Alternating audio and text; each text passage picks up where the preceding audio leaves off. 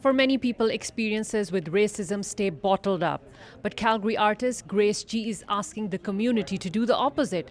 Her project, Bubbling Up, invites people to write their lived experiences of social injustice onto handmade bubble forms, transforming personal stories into a growing public art installation. I love having this exhibit, particularly this exhibit in libraries, because you have all ages, all backgrounds, and when people open the conversation up with their kids, that actually changes the implicit bias that you grow up with. G says after experiencing racism throughout her own life, she wanted to create a space where those stories could finally be seen and heard instead of being silenced.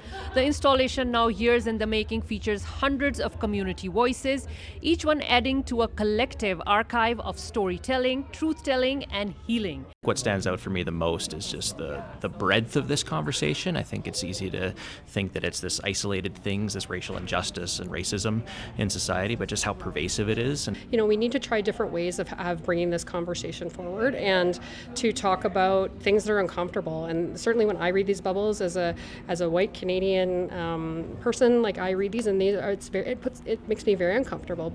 It's paired with Unbound Voices, a live performance happening March 21st, where G uses storytelling to break down systemic racism in ways she says moves beyond theory and into lived reality. Together, the performance and month-long exhibit turn education into action, inviting not just reflection, but solidarity and commitment to change. Henna Saeed, City News, Calgary.